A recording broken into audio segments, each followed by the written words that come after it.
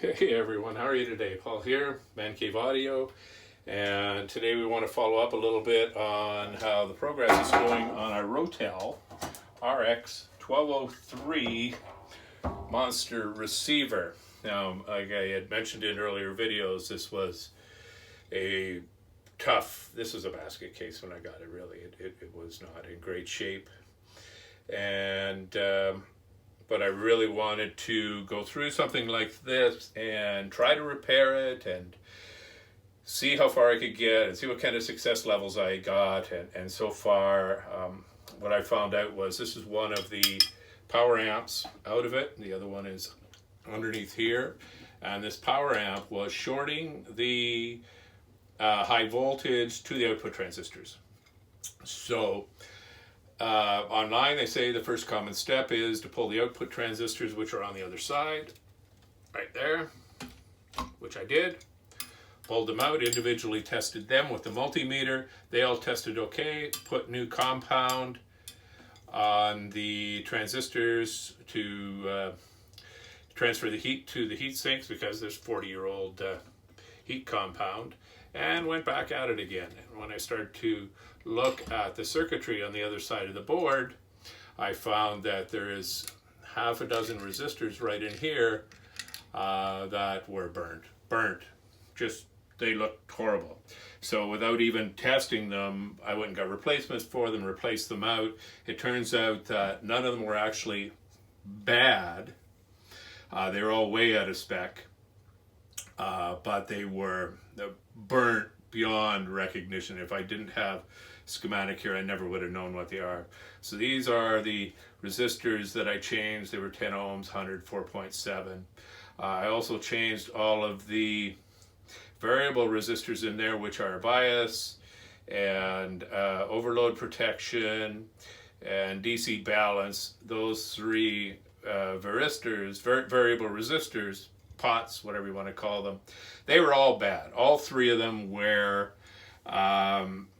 the adjustment, they just weren't working anymore. So I replaced them as well, and they would be here and here, and in this case there's the third one right there.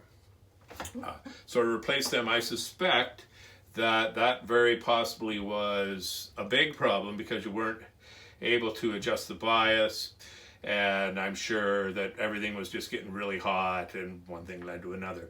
There's also a very big 10 ohm resistor here, looks like a 10 or 20 watt on the output, that in the case of this particular power board, the one connection to the PC board was a cold solder joint. Actually, it really wasn't connected at all, so we resoldered that. I am making the assumption that between the three pots, which is initially what I think has caused the problem, caused these to overheat, caused everything to go out of spec, and this 10 ohm load resistor here wasn't helping anything at all. I'm not a master reading the schematics, so I can only make some assumptions on how everything's working. But up to this point, everything that I've done has been strictly 100% visual.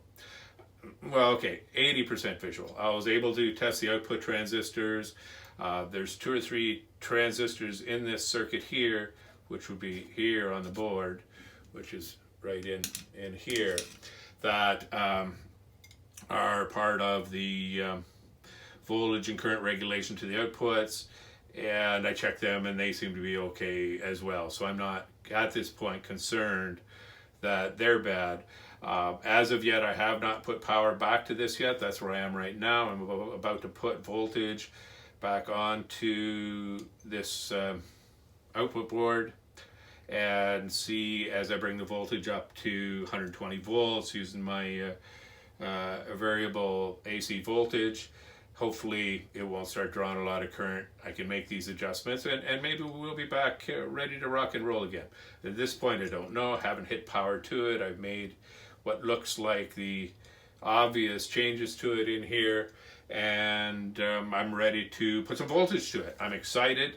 I really think that just maintenance is all it needs. I'm not rebuilding anything. I'm not speccing anything. I'm not changing any of the caps. At this point, I'm just trying to get it working, seeing if I can get it working.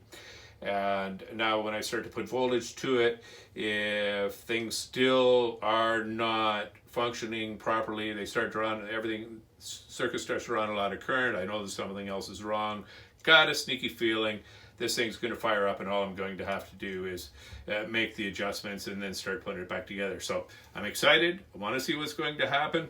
As soon as I shut the video down here, that's what I'm going to do. I'm going to put some power to it. I'm going to test it off camera first, and then once I test it off camera, I'll come back on camera and tell you guys what kind of success that I had. Wish me luck, and we'll talk soon. Right, here we go. RX-1203 Rotel Monster receiver. Hopefully going to be back functioning very quickly. Thanks, guys. Talk soon. Cheers.